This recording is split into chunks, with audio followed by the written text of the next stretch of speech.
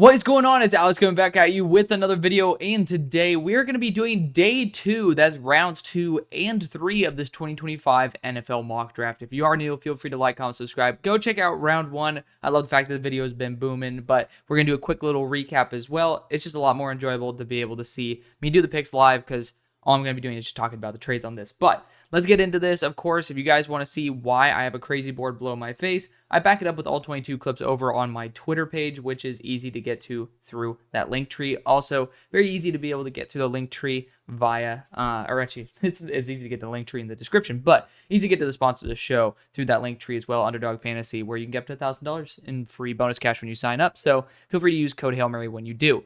But we did have a small little trade here with at number 3. I thought that there would be enough people bidding on number 3 overall for the Browns to be able to consider potentially a larger move back. But again, I wanted to be able to make sure that I balanced both quality and quantity when it came to the players and picks for both teams. And I thought that New York giving up their second round pick while also getting a third round in return was something that made a lot of sense. And now you could say the bidding war could drive the price up so much to where it could have been the later third round pick.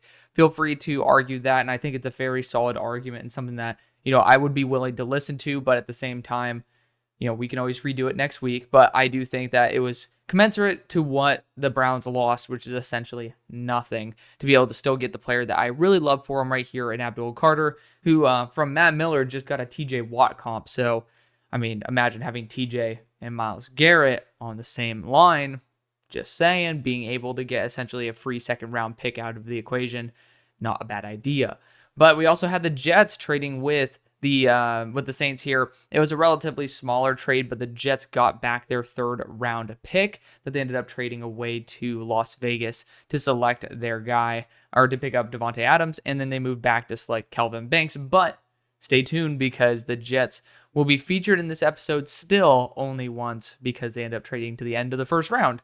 But continuing on, we had a nice little streak here. Got some pushback on a couple picks. Malachi Starks to the Raiders. You could be re-signing your safeties. Right now, I'm not going to be going into too heavily, into basically re-signing your entire safety core. And I went after best player available in that particular part of the video, and I do have Ben Morrison returning. I went through and I analyzed who my best player was at that spot. And outside of defensive line, Malachi Starks was that player. So I thought it would be best for you guys to be able to go after that. And then also you add on to the top of it that I don't know if your organization is going to love running back that high. Of course, someone did say, hey, Telesco was one of the main reasons they ended up going and getting Melvin Gordon at 15. Back when he was with the Chargers. So, there is certainly that. Josh Jacobs, Melvin Gordon. You could talk about the Raiders and also Telesco's background in taking running back in the first.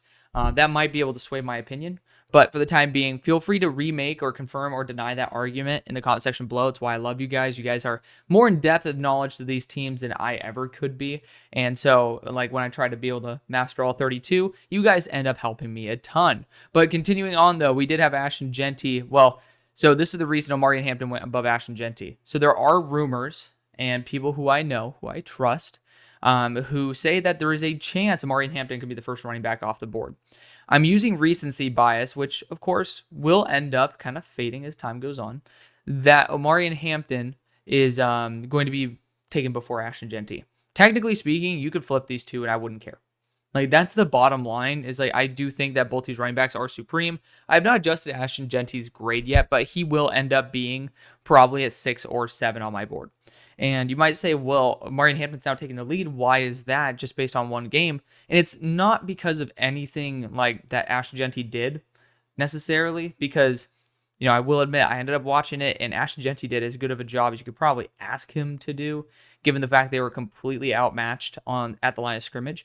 But it's those 2 fumbles. So first off, they were luckily not just horrific. The first fumble, at least, that's I'm remembering, not a horrible fumble, right? He actually was making plays and then dipped down too low. I'm sure the ball started dropping, based on gravity towards the ground and away from where the gravity was initially pushing the ball. So his grip didn't adjust in time, and then the ball got popped out, and the defender got it. So it was a pretty much the best kind of fumble you can ask for, I would say. And so, like, it wouldn't drop it much. He literally probably would go to an 80.5, which would drop him right below Omari and Hampton, but he now has 8 fumbles in 2 years. Like, that is something to know. Even if they're second chance fumbles, like, you still need to carry the rock and be able to keep it secure. Turnovers is how you lose momentum, regardless of how much a good run game can keep momentum. So continuing on, though, to not continue the yap session, we did that trade back to be able to allow the Falcons to be able to re-garner some draft capital while also being able to bolster the amount of picks they had and still get a player who I think would be great for them, who is versatile at both linebacker and edge rusher there, and Jahad Campbell. And then we had Pittsburgh taking a small trade back with Philadelphia to be able to jump their division rival to select Cameron Williams, which I think would have been another big miss if the Eagles end up missing out on Cam Williams while their own division gets to be strengthened by it with one of their rivals. But then, of course, Pittsburgh was in a great position again. I thought it was going to be a great idea to be able to move down once more. And so the Steelers have rebolstered their day 3 picks very heavily here and allowed Michael Williams, as he slipped, to be able to be going to pair up with Aiden Hutchinson. And then, of course, Minnesota, I wanted them to be able to have a little bit higher quality of picks. And so the Jets ended up giving one of their high 3rd round picks to be able to move back. And basically they just reshuffled where they were in the 3rd round to be able to move up with the Vikings to get Siobhan Revell. So we're here at 33. Whew, that was a lot, wasn't it? But we're here at 33. We're here with the New England Patriots and drafted Travis Hunter number 1 overall. A lot of people were not super happy about Hunter going at 1. You guys couldn't trade down. And I think the key reason for that is, I explained it several times, you got to have a buyer. And desperate teams do desperate things, absolutely. But desperate things were not, like, it's not the same as, like, spending your entire franchise's future to move up to 1, right? Like, that is massive, like a massive amount of investment to move up to 1. And that is, like, especially when we're talking about, there's a couple teams. So the easiest one right now, because we were talking about it with them trying to move up for Drake May or whomever they were going to try to do their trade up for in Hard Knocks. Technically, there is a relationship right here with the Giants. That's the easiest and most logical potential trade down partner. You could see that. Like, if there's only one team that would do it, it would probably be the Giants. Like, let's just say they're giving Joe Shane one last shot. They're like, man, you're a good guy. We believe in you. You had a really solid draft class. Bring it home with a good QB. That would make sense. Like, that is the one opportunity that I think could work, because there's already an established bond there, especially since the Giants were looking to move up for a QB before. They're going to still be looking to do that, which is why I did end up doing it in the first place. But again, is Cam Ward worth moving up to 1 for? That's the question. It would require a minimum of a 2nd round pick with nothing in return. That's what scares me. So I will say it is possible. Maybe we'll do it next week. But because you guys know I like to test out theories and then make as good of a mock draft as I could imagine possible. Ben Morrison is considered returning in this, but we do have Travis Hunter playing corner for us. Also, I do think his best role in the NFL will be safety at an Ed Reed level. Like, just legitimately, his IQ, his ball skills, the zone ability, it blends together perfectly to make that happen. And I do think the Patriots could kind of use him as a versatile defensive back early on. But let's get back to the point. This team needs offensive line and needs it badly. Jonah Savania is perfect for this because when you look at his track record, he has played both left tackle and right tackle and interior offensive line. He's done it at an amazing level. But I will toss one more player into the equation. Something that we haven't really seen coming, but he has his respective struggles. But this past week, he ended up actually allowing 0 pressures, apparently. I mean, I got to double check that fact, but PFF posted about it. He had his best week at left tackle. That is Donovan Jackson. So you do have a solid claim there. But I think if your goal is to get someone who's going to work out in the offensive line, where it be as a tackle or a guard, and you're hoping it to be more on the tackle side, it's Jonah Savania.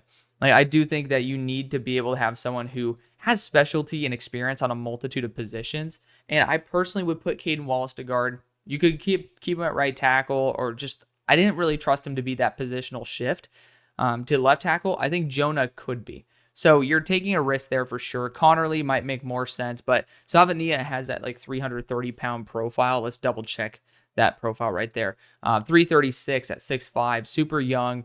I think he could, if he wanted to, end up, basically going back to Arizona, becoming a true first-round pick, but he's a fringe one at the moment. At number 34 for the Tennessee Titans, you got Shedeur Sanders in the first round, and wide receiver with Io Manor makes a lot of sense, but let's try to still upgrade that offensive line. I know that's kind of crazy, but I do think that you need to upgrade the offensive line, whether it be a guard or tackle. And I think the goal is tackle. But Armand Membu has done a fantastic job this year, only allowing 9 hurries, 0 sacks on the year, 3 sacks on his entire career. When you look at the quantity of pass blocking snaps, that is upwards of 1,000. I actually kind of am doing the math on the top of my head. That is over 1,000. So over 1,000 reps, 3 sacks, like that is legitimately awesome.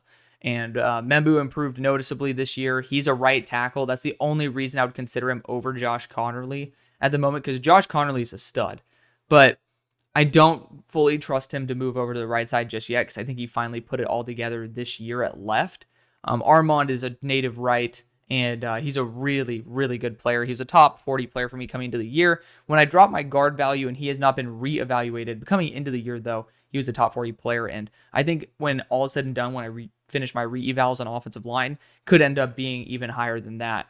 For the Browns at 35, there's 2 different players who I'm looking at right now. You ended up pretty much flexing or taking our 67 and moving up to 36. So we have back-to-backs here. We need to make sure that we take advantage of this pick. LT Overton is going back to school. He confirmed it. But the biggest shocker of all is quarterback, and that's Jalen Milroe. When I started this mock draft, because he ended up declaring to go to the draft today, I was 100% convinced Jalen Milroe is not coming out. Not a chance in hell. And, he's someone who needs a lot more development. You look at the year he's had, 16 touchdowns, 11 interceptions through the air, inconsistency through the roof. If there's going to be a team that makes it work, it's going to be the Cleveland Browns. And so I'm going to see if there is a team. I do see the Raiders as a team that could try to snipe Jalen Milroe. There is that opportunity. If you let him slide past here, that is the team that will go and that will take him and try to develop him. So we're going to go Jalen here. It's kind of going to be, if we knew beforehand, maybe that's the team that would have traded up with the Minnesota Vikings. But let's just enjoy the fact that, hey, we wanted to roll the dice. We had a quick little run on corners at the end. Jalen Milroe is going to go to Cleveland and pair up with Abdul Carter. And Jalen Milroe is going to be someone where you guys have explained this ad nauseum, and beautifully so, about the Deshaun Watson restructure. It's basically, I believe, going to be making him a viable 2026 June 1st, post-June 1st cut. So I do think that if you let Jalen Milroe grow and develop the way he kind of should have with experience in college, but if you allow him to ride the bench for 1 year, that could end up being a net positive for you. Now, at Cleveland's pick at 36, I think it's super key to be able to develop offensive line talent. I really thought about going Alec Io here, but I need to go after the best player available, and that's Josh Connerly here. Whether he plays on the tackle spot or the guard spot doesn't really fully matter to me. I hope it would be tackle, but you need to upgrade the offensive line, and Josh Connerly will absolutely be that. At number 37 for the Jacksonville Jaguars, took Will Johnson in the first, my dream pick for y'all. You could go after Jahdae Barron and just completely revamp your secondary. Don't think that's necessary. So looking at the options available, I personally am actually going to still go into the tackle realm, but this guy is actually going to be a guard in the NFL level. At least he has had some good games at tackle. I mentioned him before. It is Donovan Jackson out of The Ohio State University. Kick him to the inside, allow him to develop and grow. And if you do want him to be your long-term tackle, feel free to do so. Of course, I screw over the Bears. It's like my dream to send Donovan Jackson and Josh Simmons to the same team, but we're going to have to audible out of it today, and that's okay. We need to be able to have a little bit of excitement here, a little excitement there. I do think offensive line still could be the move. You talk about Tate Ratledge here. You talk about Marcus Bowe. Like a lot of really, really good players. Wyatt Milam's still available. You can kick him into guard. And low-key, I think that would be my move for the Vikings. So being a good Bears advocate here, I'm going to take him and just be able to say, you thought. Wyatt Milam, top tier offensive lineman, ended up having some struggles at the end of the year because of an injured hand. It literally happened like right here. And so or it might have been during the K-State game, but he allowed 8 pressures after the hand injury. Besides that, he ended up having 0 all year until he was, of course, not healthy. So Wyatt Milam going to be your guard, while you also have Josh Simmons as your tackle. I love that. At number 39 for the Vikings, we traded back. We ended up actually moving up in the 3rd round. So essentially, we moved up 20-some spots. And I think that was honestly a pretty wise move. You need to be able to go after corner, guard. I think it's like with 3 corners up for a contract, Jahdae Barron is almost like a picture perfect replacement for Byron Murphy. And so I'm almost super tempted to do that because at 74, we still might be able to get quality on the interior of the offensive line. I don't know if I'm going to be able to get a player of Jahdae Barron's talent level. At number 40 for the Vegas Raiders, we do have a lot of positions with a lot of value that I would feel very comfortable with. You got even guys like JT Tuimoloau who are absolute studs. And honestly, because of that, I think that we need to negotiate a trade up because I'd be willing to take JT as high as 15. Even past that, but he is my 15th overall player on my board. And that includes 2 players, technically 3, with season-ending injuries above him. So looking at the teams that could look for edge, honestly, I don't think the Saints would trade up again. But right there in line would be the Saints. And then you got the Niners here, absolutely. But on top of that, you do have some other teams that could be looking to bolster. I mean, the Falcons could try to go back and move back up to be able to select their own guy. But, I mean, there are a lot of teams in here that I do think would be interested in a particular edge rusher. And so I think the Niners do want to be able to avoid having that kind of those teams jumping above them.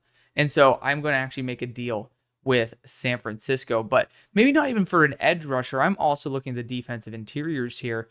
Could be of interest to the Cowboys to move up. There's a lot of teams that could be enticed. And so I think the Raiders have a very solid market. And with a solid market, I do think comes a nice bidding. So the son of a biscuit, the Niners, there we go, are going to be moving up 3 spots. And for 3 spots, I mean, it's around that pick 147 range. Like, I think we could end up squeezing out pick 112 if we end up giving a pick in return. That's going to be pick 208 or 182. I'm going to have it be, oh man, that is so expensive. I can't do that to y'all. I can't do that to the Niners fans. Y'all have been suffering a little too much. 147 is perfectly reasonable as well. I think it's perfectly fine. So you guys are essentially getting a free pick to be able to move back a couple spots. Defensive line is the one thing that y'all don't need. And the one thing the Niners really need is defensive line. And we're going to bolster up that offense. I mean, we already bolstered up the offensive tackle / guard spot with Will Campbell. We're going to bolster up the edge core with JT Tuimoloau. At numbers 41 for the Bears, I think edge rusher, defensive interior, you guys have you guys have it all. And with Walter Nolan on the board, I think the hype is a little too much to the point where we can't pass on him. So we're going to go after Walter Nolan here to bolster that defensive interior. He's done a great job with his run stop rate this year. I do have my particular opinion, which is a lot lower than the consensus on Walter Nolan. But, I do think that I have a full video out on it, so I won't go into ad nauseum about it because I do it on that video. But basically, I didn't see it as much of a product of his actual play. More so actually poor offensive line play that he took advantage of, which is still key. But at the same time, I want to be able to see you being able to generate it on your own at a consistent rate, which I did not see the consistency. At 42 for the New Orleans Saints, we ended up moving up for Tetairoa McMillan. Here, we're going to go Shamar Stewart. One of my beautiful subs, I love you guys, ended up pointing out that you guys have actually been linked to Shamar Stewart, which is a freak athlete at a big size, actually kind of is like spot on with what your track record is. So Shamar Stewart goes to the New Orleans Saints. All right, we're back with the Raiders at 43. Still crazy talents all over the board. And I mean, we could look potentially at someone like Will Howard, who had a fantastic game there versus Oregon. Like, I love seeing teams bounce back. Like, there's just something to it. But of course, there are some players actually for Ohio State, we'll be talking about it, who I don't necessarily think actually helped out their draft stock, even in a very good game. And so I'm actually going to be looking right here at Elikai Omener. I think this team needs a true wide receiver 1. I think you need a running back. I think you need a lot of things. Defensive line's not one of them. So you could end up getting a bidder. But of course, I don't know if the bidding war is necessarily going to be enough between these teams. You could see the Dolphins actually trying to move up for a defensive back, but technically the Bengals, I mean, there's a lot of teams that could be trying to vie for this pick, but maybe not enough to where they'd spend the necessary draft capital to move up. So defensive interior is kind of deep enough to where I don't feel the need for certain teams to move up. I'm going to be happy with Eli Maynor to the Raiders. We got an extra pick, and we still ended up getting our star weapon. So Malachi Starks, Eli Maynor, that's a good foundation for success. At 44 for the Indianapolis Colts, we ended up going after Tyler Warren in the first. And, you know, there's just not many routes that I think are necessarily... We're having Ben Morrison return, by the way. Like, safety is a position y'all need. I feel so bad for saying Nick Emmanwori to this team 1,000 times over. It makes too much sense. It's my dream fit for him. So, again, condolences to my Colts fans who've had to see this combo a billion times, but tight end and safety are the move for the Colts. At 45 for the Dallas Cowboys, we ended up going after Amari and Hampton in the first. If you're that grouchy about it, feel free to put Ashton Genty there. You could swap him with Amari and Hampton. I would not really I wouldn't blink an eye. But regardless, you got a top-tier running back in the first. Here in the second, you got TJ Sanders, Derek Harmon. Derek Harmon has a better build and is younger, so I think he's going to take the cake. At number 46 for the Arizona Cardinals, this is where I might go TJ Sanders. You took Jalen Walker in the first. Offensive line was someone like Marcus Bowe, Blake Miller, Jack Nelson, who I love. Might actually make a lot of sense here, but I do think just going after the best player available, which I think is TJ Sanders, would make a ton of sense. I love TJ Sanders. I think bolstering the defensive line is going to be exactly how you can end up essentially relieving the stress on the offensive side. So we're going to go after TJ Sanders. At 47 for the Dolphins, another team that needs a safety, we're actually going to go after interior offensive line here with Marcus Bowe. Friend of the show, honestly, I love him as a tackle, but I don't think he translates just as well as he does on the interior of the offensive line, so we're going to be kicking him into there. At 48 for the Cincinnati Bengals, I actually would have loved Marcus Bowe to have fallen to them. We ended up going after James Pierce in the first round. Now, looking at other players, I do think that defensive back should start to be pushed up just a little bit more.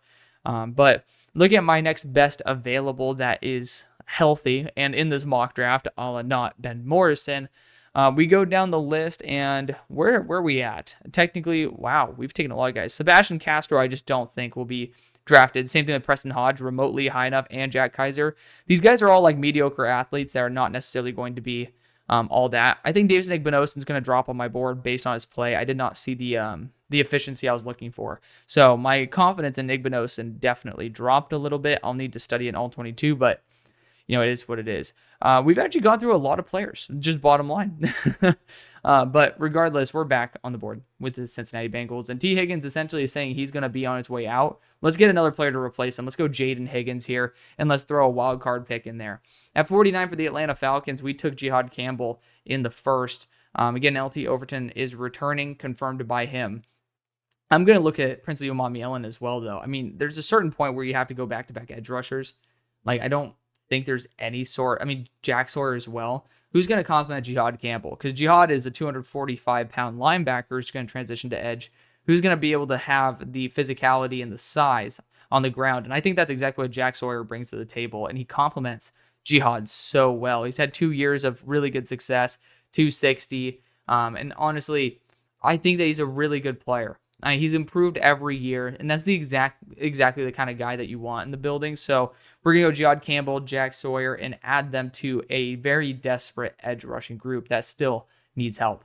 At 50 for the Seattle Seahawks, I do think that with your coach being defensively minded, this pick needs to be on the defensive side.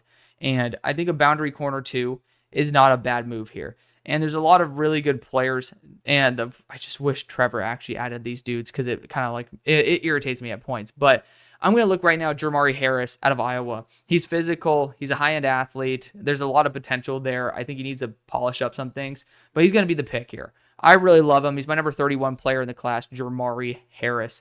And we'll use Tony Grimes as a placeholder. But yeah, cornerback out of Iowa, number 31 overall, Jermari Harris. I think you guys do need to have a boundary corner too.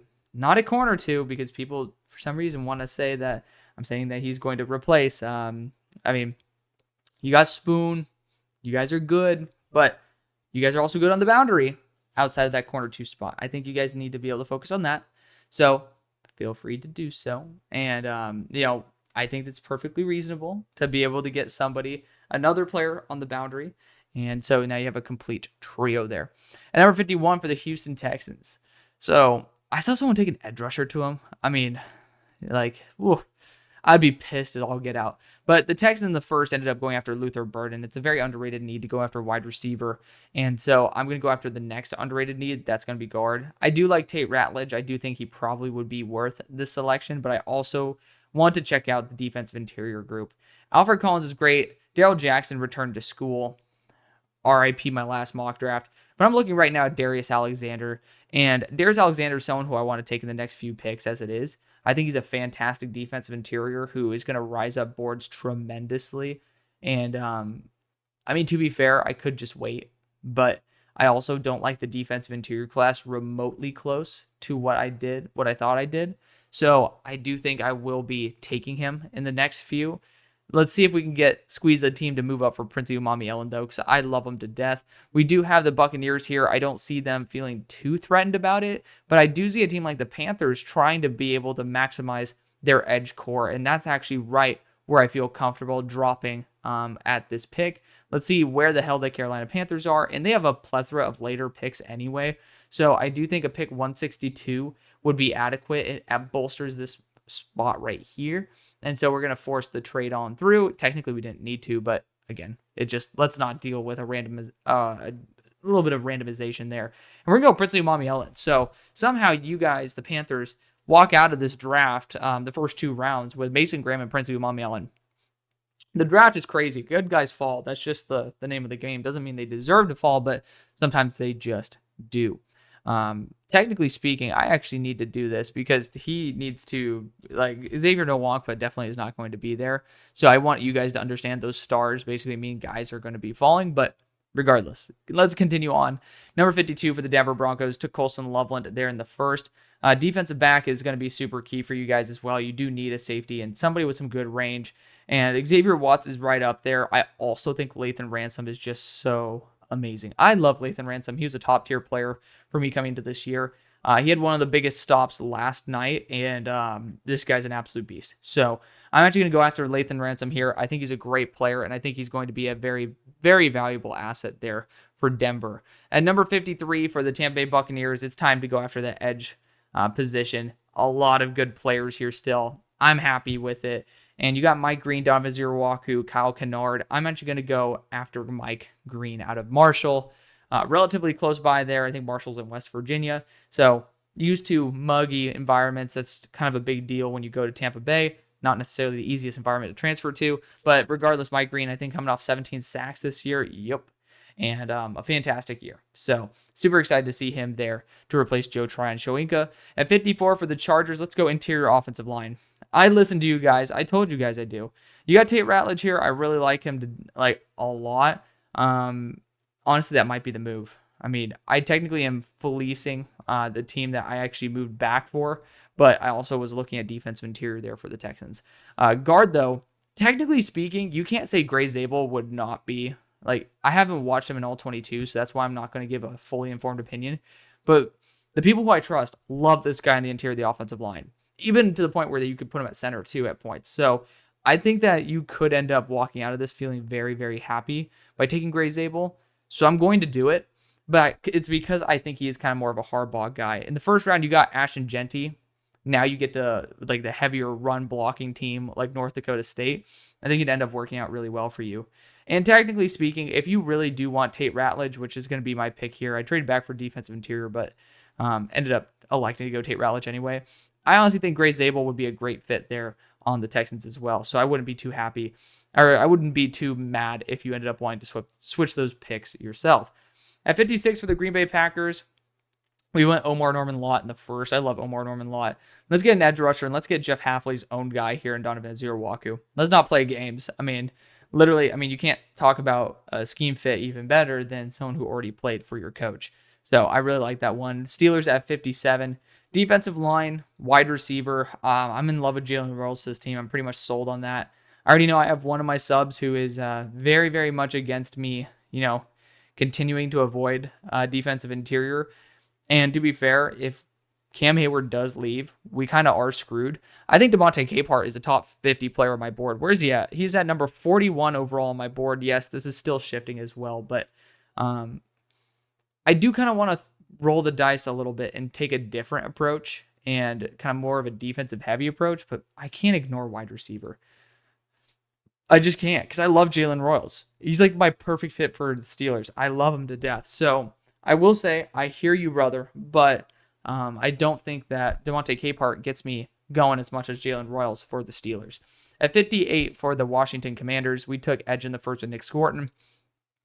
Here in the second, Ozzie Trapilo would not be actually a bad pick, by the way, but I will be looking at offensive line. And actually, I love Jack Nelson to the point where I think it's a ridiculous steal that he's here. And so Jack Nelson is someone who I take at the beginning of the second round. He is a true tackle, 316 pounds, 6'7". You're going to transfer him to right tackle and see how he can work there. Jack Nelson's going to be the pick. At pick number 59 for the Baltimore Ravens, we did the non-sexy pick there with Tyler Booker, and I think that's a good move. Sometimes you don't have to get flashy to be able to be successful. I still think you could look at offensive tackle.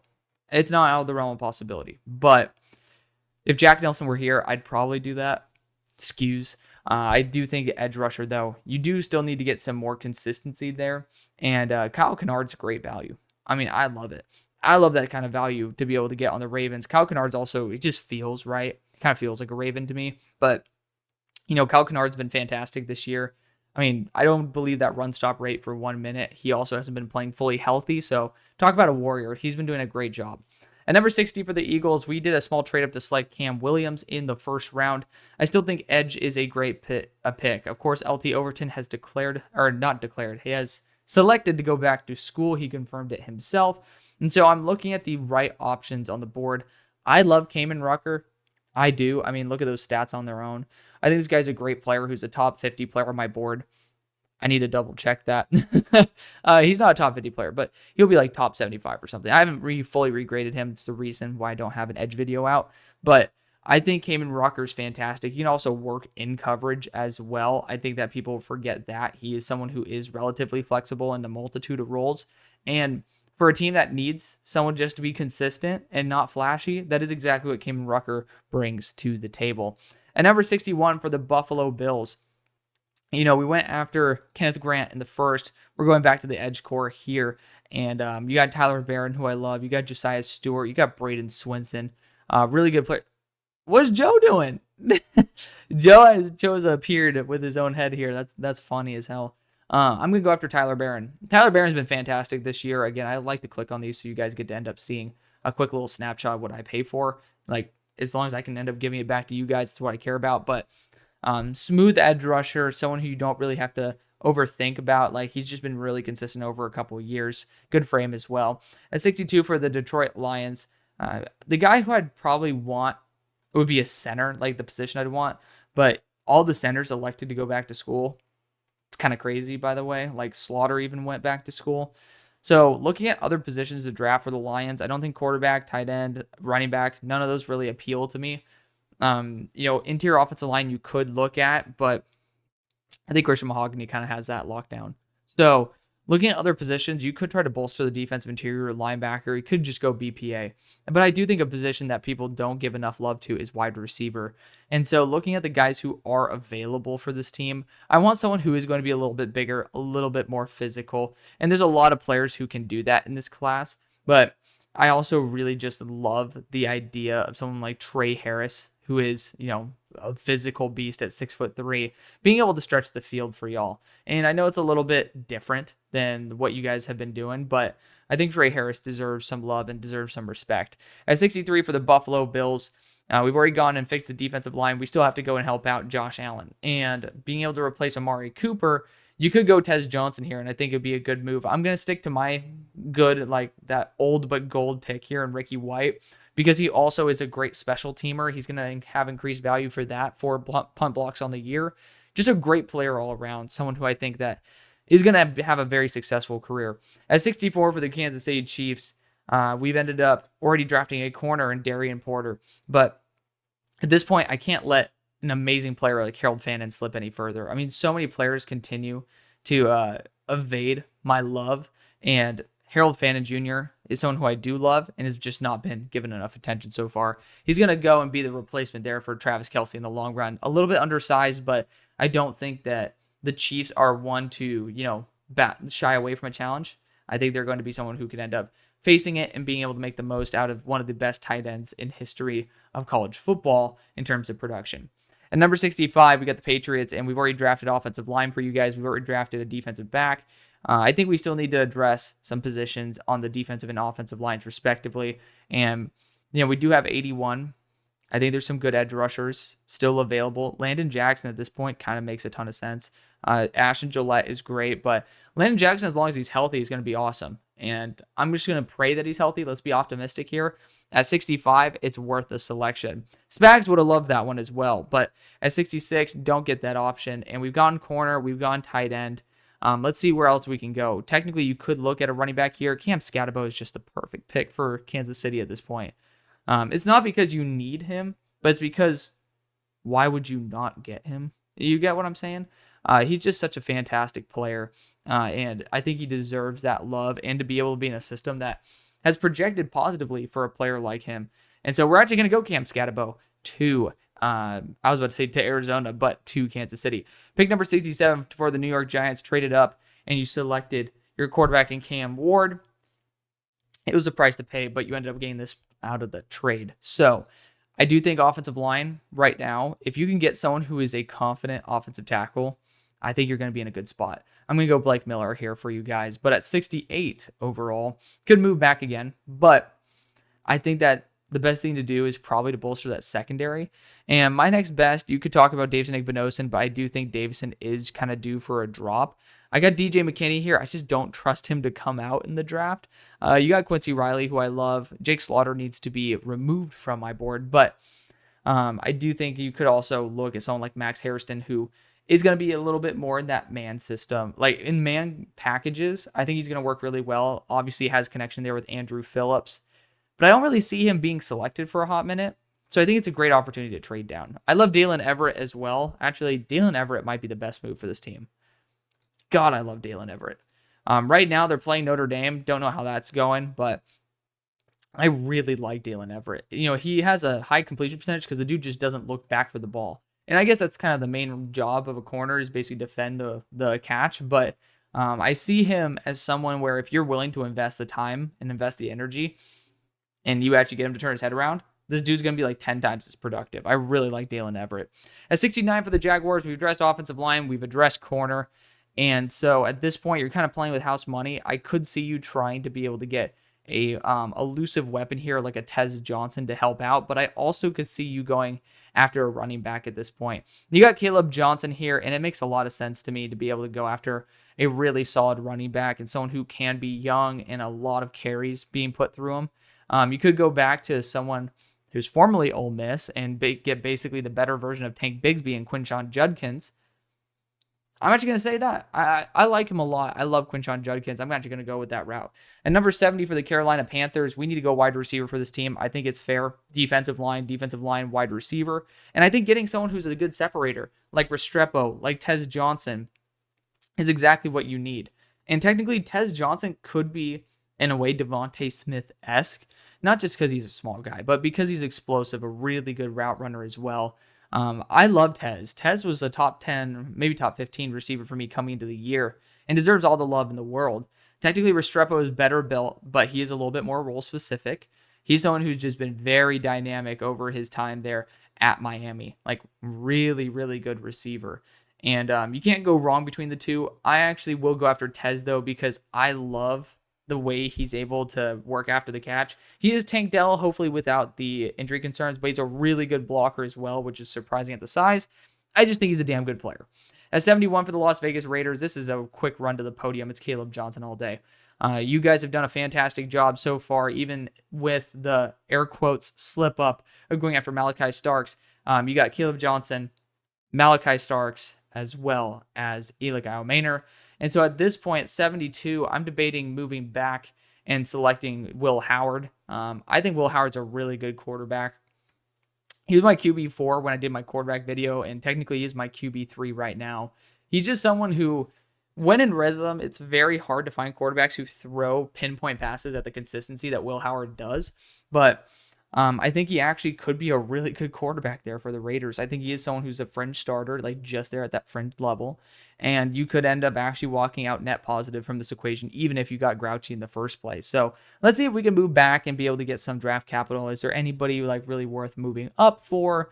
Like there's a lot of very good players who are on the board, like very good players. I love Devin Neal, but right now I'm actually want to focus on Josiah Stewart because I think that's my next pick for the Bears. Is there a team that wants to fleece the Bears? I don't see any of them within range. So the Bears, by the way, I'm already kind of showing you guys what my next pick is going to be.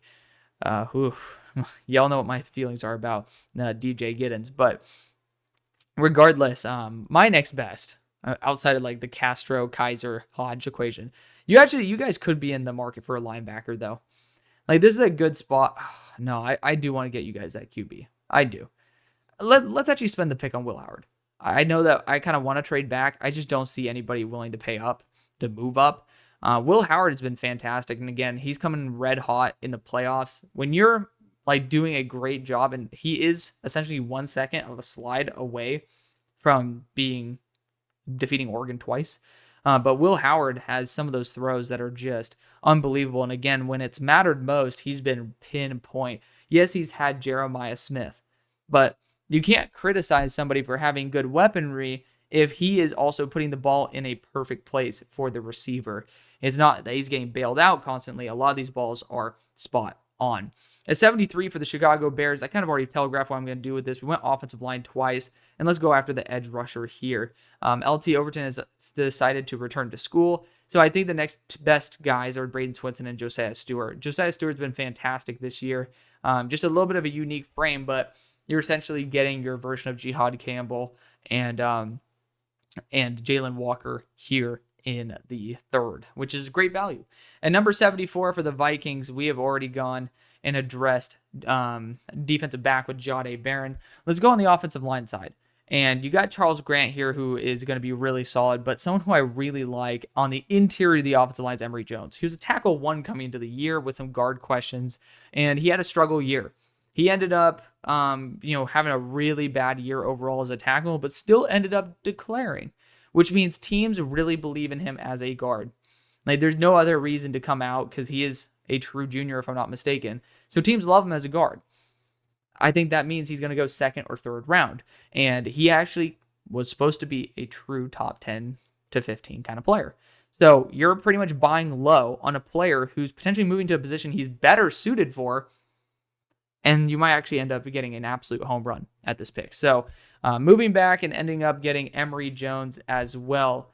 Emory Jones at guard as well as Jahdae Barron is kind of a good way to restart your franchise after having a really good year and being able to give them momentum into the next year. 75 for the Niners. We've already gone after both edge as well as tackle/guard. I could go tackle again if I really wanted to solidify the future. Will Campbell. Would have been kind of fun to go Emory Jones and Will Campbell there and just get the teammates, but not really a need for that. I do think a corner 3 at this point wouldn't be a bad selection, and I think Denzel Burke wouldn't be a bad choice at all. Not the most athletic guy, but I mean, he bounced back and didn't even allow a single reception this past game versus Oregon after he let up in a horrific game before. Tight end, though.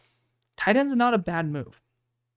You have one more year left with George Kittle, and I really love Jake Brenningstool. I don't know what the hell PFF grades these guys for. Like, if they're not going to do a good job. I think tight end is one of the worst positions that they grade. I'm just going to be so real. Jake Brenningstool, I regraded him. He is a full regrade, so I'm spoiling my tight ends grades right now, but he's number 36 overall on my board. I think he's honestly a really solid blocker for his size. He's 240 pounds. He added 10 pounds of muscle, and he's an elite receiver. I don't know why people just don't like him, but I'm going to put my foot down, and I'm going to stand up for my guy right here. We're going to go Jake Brenningstool to the Niners. He's my number 36 player at my board. At number 76, we have the Indianapolis Colts, and I'm hearing a little bit of a ringy-dingy phone call for some teams trying to move up here. But you've gone defensive back. You've gone after a multitude of big needs in tight end as well as defensive back, and I think that's a great spot to be in. My next position I would probably try to address, Like, you don't really need anything in this category. You could actually get some good running back support, but I would try to look into this corner room. And technically, you could go Denzel Burke there, but Davis Benosin actually does fit your profile a lot. Very physical corner, needs a lot of polish, but that's what you're paying at 76. Is there's going to be an issue with the player that you go after, and you know what? I actually really like it. The phone calls are going to be ringing in, but I don't think I want to give up on Davis Benosin. At number 77, we got the Cowboys who went defense, interior, and running back, the huge. And we're going to go wide receiver here. Xavier Restrepo is awesome, but I do think he's going to be slot only. I think there's a lot of really good receivers, including Jalen Knoll, that is available. Deion Burks returned to school. I think he's in the transfer portal, so don't know why he's on here. But you got some really good players like LeJontay Wester, but the guy who I'm looking at right now is Ja'Cory Brooks. And Ja'Cory Brooks is phenomenal. I mean, talk about a shitty year last year. He ended up being like wide receiver 44 for me, but I'm like, I see him being a massive riser. He is all the way up at 40 overall on my board. 6'3", 190. Oh, 6'3", 195, excuse me. Redshirt senior, but he's a deep threat, and he performed well this year, even with the quarterback that wouldn't throw him the ball properly. So, you know, Tyler Shuck didn't do that good of a job. I'm going to go Ja'Cory Brooks here. It's going to be an absolute steal there for the Cowboys. A 78 for the Arizona Cardinals. Could go Ashton Gillette here and just like really go to town. But second round, I'm trying to remember. Oh, we actually have this button now. We have Jalen Walker and TJ Sanders. Let's go and address that offensive line. And I love Charles Grant because that's that tackle and guard versatility. I think it's just fine to be able to give yourself someone who's a freaky athlete. And we're going to select him right there. He's a really good player, 6'4", 300. Has had a really solid year overall, but he probably projects to the interior of the offensive line. At number 79 for the Commanders, we have addressed offensive tackle with Jack Nelson and edge rusher with Nick Gordon. We're going to go after a corner because Ben St. Juste is bye-bye. And so I'm actually going to look at Max Hairston here. He was one of the highest graded man coverage corners that I graded. I think he's a little bit more role specific than what people want to give him credit for, but in the system he'll go to, I think he's going to do very well. The Bengals went Jaden Higgins as well as James Pierce. We are going to be going after Xavier Watts at this point. Ball hawking safety, the value is just too damn good. At number 81 for the New England Patriots, we've gone after tackle, we've gone after technically corner and receiver, but we've also gone after edge rusher. But we still should go after wide receiver. I think that's fair. And Savion Williams is available. People love Savion Williams. I'm not a Savion Williams guy. I'm going to spoil my wide receivers video right there. But I do think it is reasonable to say he could be taken in this range. People love Jack Beck as well. Eric McAllister was a guy to pop off, but Jack Beck also did a really good job as well when I saw him in person here at SMU. At 6'2", 215, I'll be able to bend my morals a little bit and select a TCU receiver there at 81. At 82 for the Seahawks, I do think you guys are in a position where you will be looking for a successor in the wide receiving core to Tyler Lockett. If you are going to be going after that route, Jalen Knoll would have been nice. I didn't take him, did I? No. So Jalen Knoll's still on the board. Jalen Knoll's a good player. I mean, he's a really good player. Solid drop rate, 4.8% is really, really reliable. 52% contested catch rate. I mean, just because these aren't blue doesn't mean they're not fantastic. He's a good deep threat as well. So I'm going to go Jalen Knoll. Let's just load up on talent and let's not even think about it. We've gone so far after, what do we do? We went defensive back with Dramari Harris, and then also we went offensive line, of course, with Arianti Urzuri. So we are in a good standing now, being able to get another super weapon there in Jalen Knoll. Great value at 82. At number 83 for the Texans, we went after interior offensive line there, and then we've also gone after receiver. So we're going to go after defensive interior here, and somehow, some way, Darius Alexander and DeMonte Capehart are still here. I'm going to go after a consistent player who I love to death in DeMonte Capehart. At 84 for the Denver Broncos, I'm going to go after potentially wide receiver here.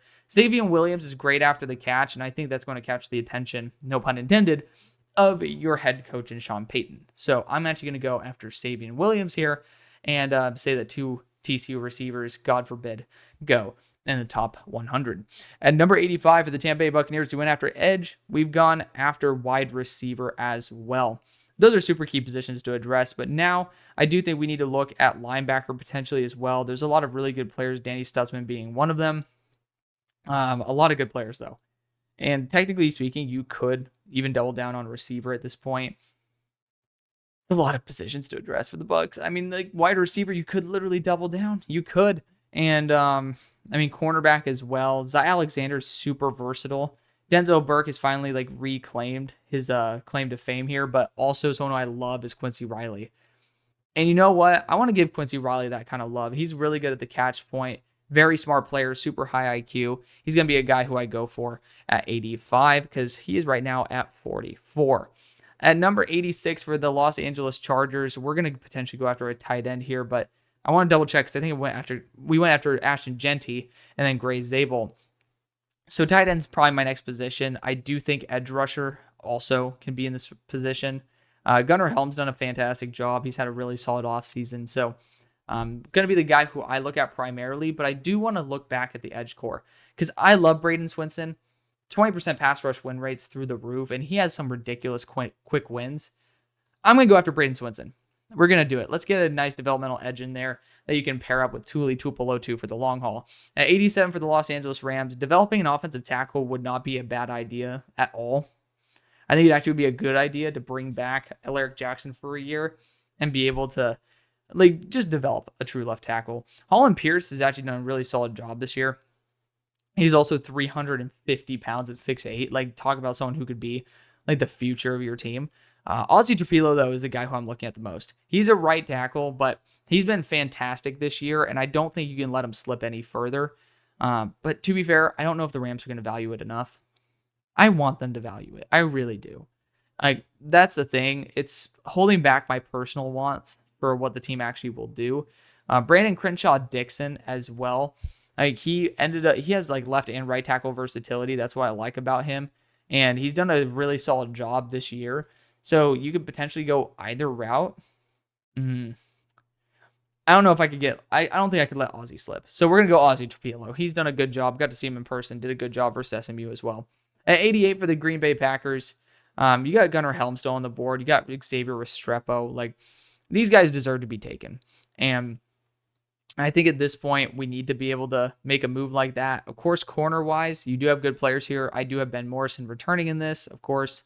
I still want to continue re-emphasizing that. But I'm looking for potential corners that have both speed, physicality, and athleticism.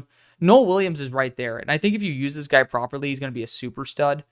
He's done a really good job this year, 6'1", 200. I'm forgetting, he's 7 interceptions on the year. But he ended up being a lot lower on my board because I think he gets misused there for Cal. But he's someone who's a really good player. Like, a really good player. It just needs to be in the right environment. I'm going to trade back and be able to get him. I think Gunnar Helm, I think teams that need tight end, and there's a couple of them, need to get a little bit more aggressive here. And I'm looking at the Eagles as a team that is going to take one of said tight ends. And so what team kind of needs one? Damn, not really many. I'm just going to be real. I do see the Saints here as one of them, but I don't see a team after that. You could talk about the Jets, though. The Jets could trade up and take one of these guys, and actually, I do like that one. I like that move a lot. So, New York Jets, you have your 2 picks right here, and so I think actually the right move would be pretty much basically moving back. I don't know if this doesn't feel right. We're going to go 127, and we're going to pretty much have a pick swap here to where you guys move back 6 spots, and then also at the same time move up, was at 32. So good move up for the Packers, good move, or move back for the Packers, good move up for the Jets. Once again, the Jets have now been able to get their right tackle of the future in Kelvin Banks, their corner in Siobhan Revell, and then also their tight end here in Gunnar Helm, who's having a really solid offseason. At number 89 for the Pittsburgh Steelers, I'm rushing to the podium here to be able to draft a defensive interior in Darius Alexander. This is the guy who we're going to have be the successor of our beloved Cam Hayward.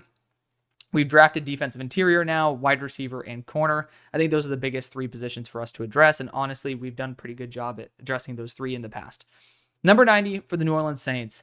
Tight end, I do think with Mason Taylor would make a lot of sense. You go right down the street to LSU. He's reliable. He's a really good route runner as well.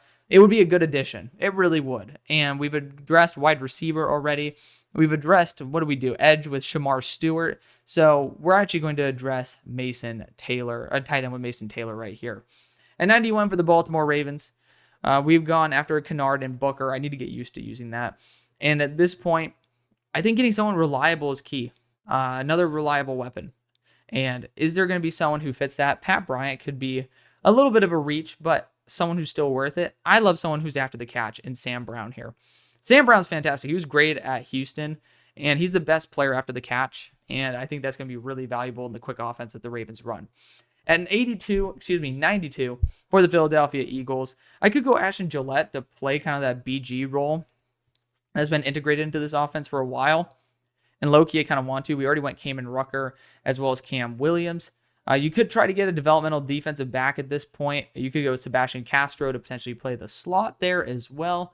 I mean, I'm hoping that Cooper DeJean would play the boundary. That's like the big vision right at the moment. But you got Makuba as well, who's doing a fantastic job. These defensive backs are doing great. But tight end was another position I really wanted for this team. And, you know, there is a player who I do really like from Miami. I'm forgetting his name off the top of my head, but he just does not fit the Philadelphia Eagles at all because he's an H-back. You guys aren't looking for an H-back. You got Ben Van Sumeren to kind of play that H-back role. You could try to take a role on a QB. I just don't think it's going to be very good for the locker room, and I don't think it's a good idea in general. But you already addressed the offensive line accordingly. Defensive back-wise, I think you're solid. You could address defensive interior, though. You have Deone Walker here who's slipping because, honestly, I'm just going to be so for real. He's not necessarily developed remotely close to what he kind of should be. But that also does give me some reasoning for certain teams to move up to kind of take the risk with him. I actually really like the idea of going after Ashton Gillette.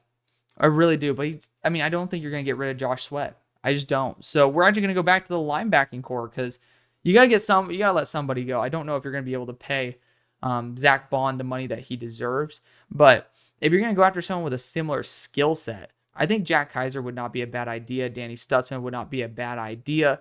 All these players are really good, and I really like Jack Kaiser. I don't know why people don't like Jack Kaiser. He's a very reliable linebacker, and you could go Barrett Carter to pair up with Jeremiah Trotter for the future. Honestly, I kind of love that. Let's do it. Let's go Barrett Carter here at 92. 93 for the Cleveland Browns. Well, we've done a pretty damn good job. Abdul, Milroe, Connerly, pretty happy with that group of dudes right now. Could even go Dylan Gabriel at this point and just say, screw it, we're going to go over the top. Running back wise, I love Henderson. I love Neal. You got to be able to get somebody in there. We're going to go right down the road to Columbus, Ohio and select Trey Henderson. At 94 for the Green Bay Packers, there's so many good players. I want to take Andrew Makuba, Kevin Winston, Sebastian Castro so badly in this mock draft, but I just don't know if I'll have the pleasure to do so. So far, we've got an Omar Norman-Lott and Donovan Azir-Walker who have been absolute steals. On the offensive side of the ball, there's just not really anybody that I think is really worth it at the moment for this specific team. Anthony Belton would be fun, but doesn't fit what you guys normally do. I just don't see it on the offensive side. So cornerback-wise, I do really like some of the options available, one of them being Denzel Burke. He's done a phenomenal job. He's just not very athletic. That's his problem. So you do have to mitigate for that. Damani Jackson's returning to school. I don't know what's up with that. But regardless, I think that's going to be... I love Noel Williams, though. Who was I trying to select Noel Williams to before? It might have been the Packers, for all I know. Noel Williams actually fits Jeff Hafley's system so well. And with 7 interceptions, I think it's going to be very hard to say no. At 95 for the Jacksonville Jaguars, could actually not LT Overton, go after Ashton Gillette and just add a body on the ground. But I do think Xavier Restrepo being the long-term replacement for what you guys have currently, why am I forgetting Christian Kirk's name, is actually a good idea. You went Quinshon Judkins so far, Donovan Jackson, Will Johnson. Xavier Restrepo would be a nice change of pace, but I would have loved him right at the next pick for the Chiefs. But we got Porter, Fannin, and Scatabo. Talk about a trio of weaponry. You could go wide receiver. I have Bond returning in this, but you could go Kyron Lacey. He does have some personality concerns. People do have that as a big red flag for him. I do think at this moment, we do actually have the opportunity to trade back because I think defensive back is super key. The Jets are going to be a team that wants it. The Dolphins are going to be a team that wants one. So who else does? And defensive back wise, the Panthers could go after a defensive back, no doubt. Honestly, but the Bills and Chiefs have done a deal before. They literally did in the first round last year. Moving back, what is that? 14 spots. You're going to have to be able to give up something relatively sizable. I'm going to go pick 169 for this because the Chiefs, being able to get another pick in that range is going to be worth it to them. It would be worth it to me. The Bills move up and select their defensive back here in Kevin Winston. At 97, the Jets, I'm going to be actually going after potentially Makuba here. I love Andrew Makuba. I think it's worth rolling the dice on him and using him wherever. And so we're screwing over. Actually, funnily enough, all three of these teams are kind of screwing each other over. At this point, though, for the Dolphins, I actually want to get someone who's going to be a little bit more of a reliable edge rusher with the lack of health and consistency in the edge core. I'm going to go after Ashton Gillette. Now, at this selection, 99, we have defense interior, offensive line, and defensive line as well addressed. I'm going to go Dylan Gabriel. I think it's worth to have that risk mitigation with Tua's health. And so we're going to be going after a player who, again, also has some similar positive skill sets there to what you have with Tua. Had a little bit of a struggle last game, but honestly, the entire offense struggled last game. For the Rams at pick 100, I think this is a team that does a great job with limited athletes. I really want to somehow find a way for Sebastian Castro to get drafted, but probably not going to be the case. Quarterback-wise, I don't think anybody's worth it at this point. There's just not somebody who I necessarily love to that point of this draft. So I will actually trade down with a team that I think should get another flexible defensive back piece. And looking at the team that I think could use one, I actually like the Carolina Panthers. I really do, because you get the extra pick as well. So moving back 7 spots, I think it would be we have to do a pick swap of a 190 and a 142. So we're going to be doing that one right there. Carolina keeps the quantity of picks, and LA gets a little bit more quality. Sebastian Castro is just such a Swiss Army knife. I love him to death. And so he goes there at pick 100. And at pick 101, we have the San Francisco 49ers. So far, we've addressed offensive and defensive line, as well as a future at tight end.